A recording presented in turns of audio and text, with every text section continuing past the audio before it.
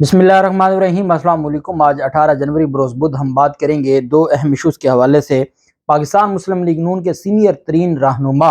Party छोड़ रहे हैं और वो अकेले नहीं जा रहे बल्कि अपने साथ पूरा अपना ग्रुप लेके जा रहे हैं, और ये रावलपिंडी इस्लामाबाद से बहुत बड़ा धचका है इम्पोर्टेड हुकूमत को। अहम तफसीलात जो मैं आपके साथ शेयर करूँगा, और साथ हम बात करेंगे इमरान खान ने तोशा खाना केस के हवाले से इस्लामाबाद हाई कोर्ट में जो अपना केस था उसको वापस लेने की दरख्वास्त दायर कर दी है, जो चीफ जस्टिस आमिर फारूक साहब की अदालत में था। ऐसा क्या हुआ इमरान खान को वो केस वापस लेना पड़ा, उसकी तफसील भी मैं आपके साथ शेयर करूंगा। और साथ हम बात करेंगे कराची में बलदियाती इंतखाबात का जो फड्डा है वो एक नया तनाज़ा खड़ा हो गया है और शिद्दत अख्तियार कर गया है, उसके ऊपर भी हम बात करेंगे। पहले तो मैं आपको बताता चलूँ कि इमरान खान ने राजनपुर से जो एक सीट खाली हुई थी, एक एमएनए पाकिस्तान तहरीक इंसाफ के एमएनए थे, उनकी डेथ हुई थी, और उनकी डेथ की वजह से वो सीट जो साबिक वजीर थे मोहसन लगारी, उनकी डेथ के बाद जो वहाँ पे पाकिस्तान तहरीक इंसाफ ने इमरान खान के कागजात नामजदगी हासिल कर ली हैं। अमीर अमजद एडवोकेट ने इमरान खान के लिए कागजात नामजदगी हासिल किए हैं, और साबिक वजीर मोहसन लगारी, मोहसन मुस्लिम लीग नून के अवैस लगारी और पीपल्स पार्टी के ज़िले सदर वकास गुरमानी ने भी कागजात नामजदगी हासिल किए हैं। ये पाकिस्तान तहरीक इंसाफ के एमएनए जाफर लगारी की इंतकाल के बाद ये नशिस्त खाली हुई थी। जाफर लगारी का इंतकाल हुआ था, उनकी जगह पे ये नशिस्त खाली हुई थी। उस पर अब पाकिस्तान तहरीक इंसाफ के जो साबिक वजीर हैं मोहसन लगारी ने भी अपने कागजात नामजदगी लिए हैं, मुस्लिम लीग नून के अवैस लगारी ने और पीपल्स पार्टी के ज़िले सदर वकास गुरमानी ने भी इसमें जो कागजात नामजदगी लिए हैं। ये ज़िमनी इंतखाब होने जा रहा है, इमरान खान इस ज़िमनी इंतखाब में हिस्सा लेंगे और उसकी जो तफसील होगी वो भी मैं आपके साथ शेयर करूँगा। साथ हम बात करेंगे पाकिस्तान पीपल्स पार्टी की जो गुंडागर्दी है वो बढ़ती जा रही है, और जो बदमाशी उन्होंने ज़िमनी बलदियाती इलेक्शन में की, और उसके बाद जो आज उन्होंने पाकिस्तान तहरीक इंसाफ के कारकुनान के ऊपर तशद्दुद किया, और जिस तरीके से पाकिस्तान तहरीक इंसाफ के कारकुनान की को ज़ख्मी किया, उसकी जितनी मजम्मत की जाए वो कम है। इलेक्शन कमीशन ऑफ पाकिस्तान ने कराची में मुनअक़दा बलदियाती इंतखाबात में बेकायदगियों के हवाले से जमात इस्लामी की शिकायत का नोटिस लेते हुए 6 यूनियन काउंसिल्स के केसेस की समाअत 23 जनवरी के लिए मुकर्रर कर दी है। सरकारी मुकम्मल बलदियाती इंतखाबात के सरकारी मुकम्मल नताइज 3 दिन गुजरने के बावजूद अब तक जारी नहीं किए गए। जमात इस्लामी का दावा है कि वो जिन नशिस्तों पर कामयाब हुए थे उनके नताइज तब्दील करके और पीपल्स पार्टी को फातह करार दिया गया है। ताहम इलेक्शन कमीशन की जानिब से इन तमाम दावों को मुस्तरद किया गया था। ज़िला गरबी की औरंगी यूसी 3 है, ज़िला गरबी की औरंगी यूसी 7 है, ज़िला गरबी की औरंगी यूसी 8 है, ज़िला गरबी की मोमनाबाद यूसी 3 है, ज़िला गरबी की मंगू पीर यूसी 12 है, और ज़िला शर्की की यूसी 1 है। ये जो इलेक्शन कमीशन ऑफ पाकिस्तान ने इसके ऊपर 18 जनवरी को नोटिस लिया है और 23 जनवरी के लिए समाअत के लिए मुकर्रर किया है। और इलेक्शन कमीशन ने कहा है कि हम इस मामले के ऊपर जो जमात इस्लामी की जानिब से एलिगेशंस लगाए गए हैं उसके बारे में उन्होंने कहा है कि हम इस सारे मामले पर देखेंगे, और हम इस मामले पर नोटिस लिया गया है। अब चूंकि इतनी बड़ी धांधली करवा दी गई है इलेक्शन कमीशन की जानिब से और सिंध हुकूमत की जानिब से, अब अगर 6 यूनियन काउंसिल्स की हद तक नोटिस ले भी लिया गया है, तो जो इन्होंने धांधली की और जो आज किमाड़ी में हुआ, पाकिस्तान तहरीक इंसाफ के रहनुमा अली जैदी और उनके साथ जो बाकी वहाँ के उम्मीदवारान थे, जीते हुए उम्मीदवारान थे, जो अपना नतीजा लेने के लिए डिस्ट्रिक्ट रिटर्निंग अफसर DRO के दफ्तर के बाहर प्रेस कॉन्फ्रेंस करने लगे थे कि वहाँ पाकिस्तान पीपल्स पार्टी के लोगों ने हमला कर दिया, और पुलिस भी पाकिस्तान पीपल्स पार्टी के लोगों के साथ मिली हुई थी, और वो वहाँ देखती रही जब उन्होंने मीडिया के लोगों को जख्मी किया। अली जैदी खुद जख्मी हो गया, पाकिस्तान तहरीक इंसाफ के कारकुनान जख्मी हो गए। बड़ी मुश्किल से उन्होंने एक कमरे में पनाह ली, और पाकिस्तान पीपल्स पार्टी के लोगों ने पत्थरों के साथ वहाँ पर हमला किया, और जो सिंध पुलिस है वो वहाँ खड़ी रही। चूँकि ये सारा कुछ मिली भगत से हुआ था, और सिंध पुलिस को इस बात का इल्म है कि ये सारा कुछ क्या हो रहा है, और सिंध पुलिस की ही ईमा पर ये सारा कुछ किया जा रहा था। और ये जितनी गुंडागर्दी हमें इस 4-5 दिन में देखने में मिली है, अली जैदी ने ये कहा है कि पहले MQM से हम तंग थे कि उसने जो शरपसंद थे, अब ये जो शरपसंदी है, पाकिस्तान पीपल्स पार्टी पहले एक लियारी की हद तक थी, اب انہوں نے پورا کراچی میں یہ بدماشی شروع کر دی ہے اور وہ کسی کو سانس لینے کی بھی اجازت نہیں دے رہے، اور اگر کوئی احتجاج کرے، کوئی میڈیا کے سامنے بات کرے، کوئی یہ بتائے کہ الیکشن کمیشن نے بدماشی کی ہے اور الیکشن کمیشن نے دھاندلی کی ہے اور پاکستان پیپلز پارٹی نے غنڈہ گردی کی ہے، تو یہ بتانے کی بھی اجازت نہیں ہے۔ اور اس کے بعد پھر پولیس نے جب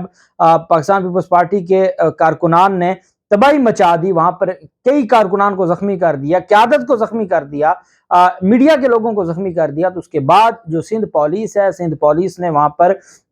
آپریشن شروع کر دیا اور صرف پاکستان تحریک انصاف کے کارکنان کو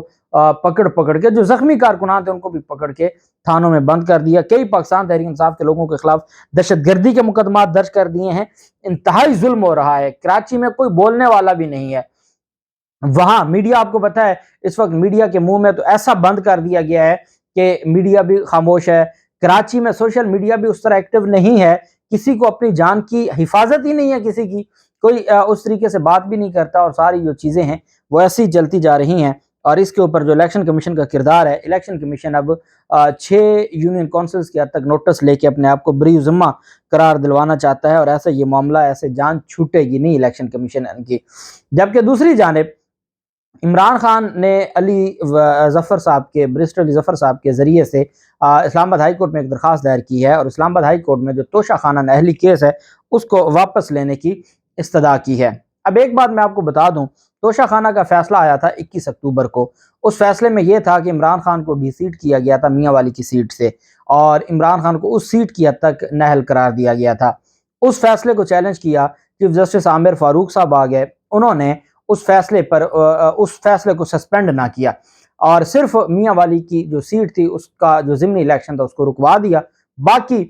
جو الیکشن کمیشن کا فیصلہ سسپینڈ نہ ہوا۔ الیکشن کمیشن کو پورا موقع دیا گیا، الیکشن کمیشن نے فوجداری کارروائی شروع کر دی، فوجداری کارروائی میں عمران خان کو ذاتی حیثیت میں طلب کر لیا گیا، یہ سارا کچھ چلتا رہا۔ اتنے میں علی ظفر صاحب نے ایک درخواست دائر کی، جب چیئرمین شپ سے ہٹانے کا جو معاملہ تھا الیکشن کمیشن کا وہ سامنے آ گیا۔ اب جب وہ سامنے آ گیا تو وہ لاہور ہائی کورٹ میں درخواست دائر کر دی۔ جسٹس جواد حسن صاحب نے سوالات فریم کر دیے۔ جسٹس جواد حسن صاحب نے کہا کہ کیا جو ڈسکوالیفیکیشن کا اختیار ہے وہ الیکشن کمیشن کے پاس ہے یا نہیں ہے۔ اب اس پریئر میں تمام جو چیزیں تھیں وہ ساری کی ساری اس میں جو 21 اکتوبر کا فیصلہ تھا اس کو بھی چیلنج کر دیا، اور ساتھ جو چیئرمین شپ سے ہٹانے کا نوٹس تھا اس کو بھی چیلنج کر دیا۔ یہ دونوں کام کر دیے۔ اس پر جو فل بینچ بنا دیا لاہور ہائی کورٹ نے، اور کل میں نے آپ کو بتایا تھا 5 رکنی بینچ ہے جسٹس شاہد بلال حسن صاحب کی سربراہی میں، اور اس میں جسٹس جواد حسن صاحب بھی موجود ہیں۔ اس سے پہلے فل بینچ 3 رکنی بینچ بنا تھا، جس نے کہا کہ چلیں اب سنگل بینچ نے اس کے اوپر کارروائی شروع کر دی ہے، تو وہ وہاں سے درخواستیں واپس ہو گئی تھیں۔ سنگل بینچ نے کہا کہ ہم فل بینچ بنا دیتے ہیں، تو لاہور ہائی کورٹ نے اس معاملے میں پاکستان تحریک انصاف کو پہلے بھی راولپنڈی بینچ نے بڑے ریلیف دیے ہیں، اور اس حد تک بھی الیکشن کمیشن کے معاملات کے اوپر کہ ان کے جو آئینی سوالات ہیں سارے کے سارے دیکھے جانے چاہیے، اور توشہ خانہ کا جو فیصلہ ہے وہ قانونی ہے یا غیر قانونی ہے، اس پر لاہور ہائی کورٹ میں یہ سارا معاملہ آ گیا تھا۔ جب اسلام آباد ہائی کورٹ میں سماعت ہوئی تو اسلام آباد ہائی کورٹ نے برہمی کا اظہار کیا کہ یہ کیسے ہو سکتا ہے کہ آپ نے ایک فیصلہ یہاں چیلنج کیا تھا، آپ نے ویسے ہی لاہور ہائی کورٹ میں چیلنج کر دیا اور آپ نے ہمیں بتایا نہیں۔ حالانکہ لاہور ہائی کورٹ میں اب جا کے 5 جنوری کو سماعت ہوئی تھی، اور جس پر سٹے آرڈر جاری کیا تھا، اور جو ہے اکتوبر سے پینڈنگ ہے چیف جسٹس عامر فاروق صاحب کی عدالت میں۔ تو عامر فاروق صاحب نے برہمی کا اظہار کیا کہ علی ظفر صاحب کو ایسا نہیں چاہیے تھا، یہ چیٹنگ کے زمرے میں آتا ہے کہ ان کو بتانا چاہیے تھا۔ حالانکہ علی ظفر صاحب نے لاہور ہائی کورٹ میں بتایا تھا، لاہور ہائی کورٹ میں وفاقی حکومت اور الیکشن کمیشن نے یہ آبجیکشن بھی لیا تھا، جس کو جسٹس جواد حسن صاحب نے اڑا دیا تھا۔ اب کیا ہوا کہ جب پتہ تھا کہ علی ظفر صاحب کو کہ لاہور ہائی کورٹ کا 5 رکنی بینچ بن گیا ہے، لاہور ہائی کورٹ نے پہلی تاریخ پر ہی ہمیں ریلیف دے دیا ہے، انہوں نے وہ جو فیصلہ تھا اس کو غیر قانونی اور تادیبی کارروائی سے روک دیا ہے، تو ہم کیا اسلام آباد ہائی کورٹ کا معاملہ چلائے پھرتے ہیں، کیونکہ اب یہاں فل بینچ بن گیا ہے، وہاں وہ ڈویژن بینچ ہے، تو ہم ڈویژن بینچ سے پیچھے ہٹ جاتے ہیں۔ چیف جسٹس عامر فاروق صاحب کی عدالت میں عمران خان نے درخواست دائر کر دی کہ جی اب چونکہ full bench Lahore high court کا بن گیا، اس وجہ سے ہم جو چیف جسٹس عامر فاروق صاحب کی عدالت میں کیس ہے اس کو واپس لیتے ہیں، اور عمران خان کی درخواست پر کل سماعت ہونے جا رہی ہے۔ اب اہم بات یہ ہے کہ کیا اس معاملے پر عامر فاروق صاحب جو کہ اس سارے معاملے کو دیکھ رہے ہیں، اور آپ جانتے ہیں ساری چیزوں کو عامر فاروق صاحب کے حوالے سے بھی وہ بڑے آئین اور قانون کے پابند ہے، اب دیکھنا یہ ہے کہ وہ کیا توشہ خانہ جو کیس ہے اس کا درخواست واپس لینے کی اجازت دیتے ہیں یا وہ میرٹ کے اوپر ہی ڈیسائیڈ کر دیتے ہیں، کیونکہ درخواست واپس لینا تو ان کا حق بنتا ہے۔ اور لاہور ہائی کورٹ میں معاملہ آ گیا ہے، لاہور ہائی کورٹ نے ان ساری چیزوں کو دیکھنا ہے، معاملہ بڑا دلچسپ ہو گیا ہے۔ اور صحافیوں کو میں نے دیکھا ہے وہ یہ بات کہہ رہے تھے کہ چونکہ اب اطہر من اللہ صاحب کے جانے کے بعد اسلام آباد ہائی کورٹ سے پاکستان تحریک انصاف کو اس طرح ریلیف نہیں ملتے، تو جو پاکستان تحریک انصاف ہے اب اس نے اپنا رخ لاہور ہائی کورٹ کی طرف موڑ لیا ہے۔ کبھی وہ راولپنڈی بینچ میں جاتی ہے، کبھی وہ لاہور ہائی کورٹ لاہور میں اپنی درخواستیں دائر کرتی ہے۔ تو ٹھیک ہے، ان کا رائٹ ہے، وہ جہاں بھی درخواست دائر کرے، میں تو اس کے اوپر کومنٹس نہیں کروں گا، ہمارے لیے تو تمام ہائی کورٹس بہت معزز ہیں۔ بہرحال یہ جو معاملہ ہے یہ اب سامنے آیا ہے، اور اب دیکھتے ہیں کہ کل لاہور ہائی کورٹ میں کل اسلام آباد ہائی کورٹ یہ درخواست واپس کرنے کے حوالے سے کیا کیا ریمارکس دیتی ہے۔ اور دوسرا، لاہور ہائی کورٹ میں کل